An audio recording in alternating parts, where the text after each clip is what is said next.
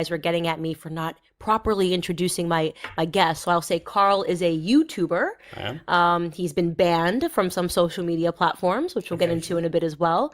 Carl, welcome to the Candace Owens Show. Thank you very much. And you also go by online Sargon Of Akkad, yes. Sargon of Akkad. So if you can't find him, it's because he's under Sargon of Akkad. We are the most racist, sexist, bigoted, awful, misogynist country in the world. But open our borders and let everybody in because they want to come in. Why would you encourage them I'm like, to come guys, let's here? build the wall to contain ourselves. Yeah, we don't to want to save us, contaminate the rest of the world, right? So that's what from Trump us. should do. He should do a complete 180 in 2020 and say, we're going to build the wall to make sure that we don't contaminate the rest of the world, because you're right. I've learned, it's our duty, right? You know, we've got to protect them from us, right? You know? Exactly. That would be imagine the meltdown that they would have. They'd have to acknowledge that. But yeah, exactly. We're actually a good thing. We're actually a good thing. That is the thing. Plus side, I think if there's one thing we've learned, it's that white supremacy is really inclusive and diverse. Everybody can be a white supremacist. Apparently so. That's very funny. You know, by their own logic, again, if these black people are white supremacists, then I guess welcome to the club.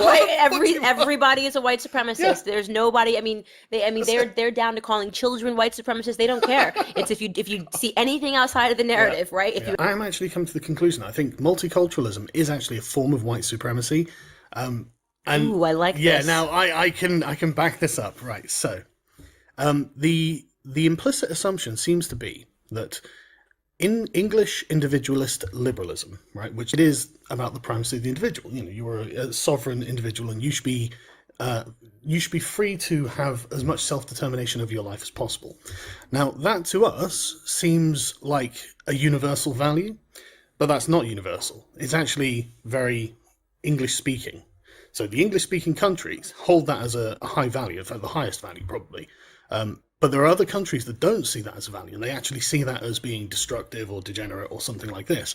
They see submission to Islam as being a high value, or, you know, whatever, you know, the commitment to the family and things like this. You know, these are other values above the primacy of the individual that other cultures actually contend with and hold, and they don't believe what we believe. And so when you're saying, oh, well, we can be multicultural, what you're saying really is our sort of English individualism is the chessboard, and every other culture is a piece on the chessboard, but we are the board because we are the bit that on which everything else can happen, because frankly, we're better than them. That's effectively what they're saying. Why do you think there's this push for it, this push for multiculturalism? Why can't there just be realistic conversations? Why do they have a problem? Is there something problematic about the English culture as it is? These are kind of the questions I have. Yeah. The problem is we won. That's the problem. Won what? The game of empire. Okay. That was the problem. Okay. So in all of human history up until this point, all civilized history was one empire dominating another until various, you know, until they get overthrown. In the great sort of back and forth of human civilization and the flow of power among peoples. And for most of human history, the conquering force was an Asian man with brown skin. He came in with a sword and he cut off the heads of the people who opposed him. That was the general, you know, if you were going to choose like an average conqueror throughout history, that's what it looked like. But it was only towards sort of the end of the Middle Ages and onwards where the Europeans actually started developing a technological edge on their international rivals. And so the Europeans ended up winning the game of empire. They ended up creating, it finished with essentially the British Empire being the last one standing, and as the world hegemon until World War II. And now we assume that the Westerners, we assume that it was inevitable that was the case, but it wasn't. You know, it wasn't inevitable that was the case, and it was a lot of blood, sweat, and tears, and intense competition between different peoples. And so because we were the ones left holding the ball at the end, they're kind of assuming that, well, we were always destined to be left holding the ball at the end. Mm-hmm. It was never going to be the Turks or the Chinese or someone else. And it's like, well, I think that, again, is an innately supremacist narrative. Right. You know, the idea that it could only have been the white people. It's right. Like, well, no, it was always up in the air, you know. We didn't know how it was going to come down. And it wasn't due to a lack of respect for our enemies that this was done. It was done because we respected the strength and capability and power of these other cultures that we had to fight so hard for ourselves. And so essentially there's been a kind of hollowing out of the moral legitimacy of the West, because we've looked around and said, well, I mean, we're not going to say we're better than these people, are we? And it's like, well, no, we just won. You know, Right. it's not that we're better than them. You It's just happen to be the winner. exactly. You Right. know. And they're all And it's not on the sorts basis of the color of your skin or exactly, the no, language that you speak. You just won. exactly, and exactly, and it's a very, very complex confluence of circumstances that led to them losing and us winning. And for millennia before, we were the ones who were losing. You know, you can look at the medieval expansion of the Islamic empires and say, well, okay, you know, they're the superior race. If modern history had started there, they'd be left holding the ball, and they'd be the ones going, "Oh God, you know, are we actually?" I mean, they probably wouldn't care actually, Right. but you know, like they'd probably say, "Well, yes, that's true. Get used to it." But the fact that it was the English speaking world that was kind of left in charge of the world is very interesting, because one of the primary values of the English speaking cultures is fairness, and it doesn't seem fair that we won in retrospect, you know, because you can look back at the bad things that have happened in history, and all empires have done bad things, and, you know, English-speaking empires have been no different, obviously.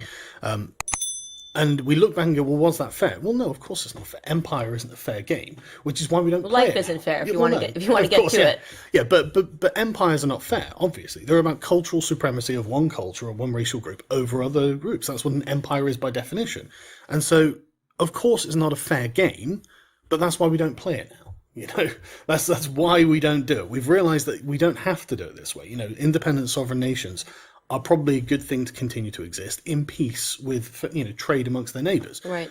That's a much more fair way. And so we're looking at it from a position where we essentially feel like historically they've been treated unfairly, and it's been by our ancestors that have done it. And so now we must essentially we're essentially going against our own value system. Okay. And I think that the dangers of the British culture is that you sometimes conflate being polite, which is not exactly avoiding a truth, but with political correctness, which is that you guys are actually now kind of creating lies. The thing about being polite is it's circumstantial and it's contextual. So it could be a polite thing to ignore the fact that, like, someone has something on their teeth or Right. something. But it could also be, if you know they're about to go into an interview, say, it would be the polite thing to say, look, you know, I'm sorry to say, but you got something, I know, you know. And so it's contextual. It's not just an objective statement that someone can be trained into and then expected to, in all circumstances, follow the same rule sets. But political correctness is. They actually, you know, there's a particular dogma there, and that holds true for wherever you are, whenever you are. It's always politically incorrect to, you know, be against fat studies or whatever it is, you know. But also the idea behind political correctness and politeness, they've just got very different roots, because political correctness inherently and implicitly assumes that everyone is a political actor at all times. And so if you have to be politically correct, that means you're constantly being watched as a political actor. Now that erases the distinction between the public and the private life. You know, I shouldn't have to be expected to be politically correct in my private life because I'm not being political, unless you think that everything is political, which the radical left do, and therefore you can never get away from it. So you've allowed these effectively totalitarians to politicize every area of your life at all times. Whereas I can be nice if I want, or I can not be nice if I want, depending on the circumstance, depending on who I'm talking to. And there are no particular consequences other than the reaction from the person that I'm talking to. There's no outside force that's going to come in and say, well, you weren't nice, therefore we're going to take away your Twitter account or you lose your job or something like that.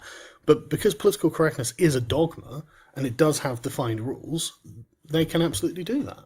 So it's quite a terrifying thing when they try to sell, it's just about being nice. It's like, you don't get to define that. There's a girl in America named Laura Loomer who, right. yeah, and she got banned from Twitter for saying, which is kind of ironic because now everyone is saying it, that Ilhan Omar works with CARE, a terrorist organization. I know now everyone's saying, and she called Ilhan Omar anti-Semitic and said that Ilhan Omar married her brother, and now this is all national. It's all national news. Yeah, she filed. There's some weird tax stuff there. And, you know, I don't follow too much of it, but basically now it's mainstream. It's mainstream opinion. So most conservatives agreed that the tweet that she got banned for was kind of like, there was nothing in it that was false, actually. Yeah. But then she got banned from Instagram, she got banned from Facebook, she got banned from PayPal, she got banned from Patreon, she got banned from Uber, she got banned from what's the opposite of Uber? What's the other one? Lyft. She got banned from Lyft. She got banned from Chase Bank. She could no longer bank, right? She got banned from Venmo, right? So Jesus. can't imagine waking up every day and just not being able to do anything. Everything I did today required some form of everything that I just said that Laura Loomer was banned from. Like, you know, like whether you're Ubering here, lifting here, doing your banking. So the idea that you just say to somebody, you're not allowed to be a person anymore because we don't like your viewpoints, it's you know, it's pretty scary. I mean, whether you agree, think about people that are allowed to bank. Murderers, rapists, pedophiles. Of course. You know what I find most interesting about it, though, is the thing that scares me, and this is all being done under the radar because nobody really thinks about it in these terms anymore. But I had to study fascism, obviously, because you need to know what you're talking about when you're talking against something. And one of the things that Mussolini and Giovanni Gentili wrote in The Doctrine of Fascism is that they not only wanted a totalitarian state which controlled every aspect of your life, and they wanted it to be what they called an ethical state, which meant that it had a direction in which the civilization should travel. So everyone's subservient to the state, and then the state is going to mold you into a certain kind of person that's going to lead you into this glorious future. Yeah, it sounds terrifying, right?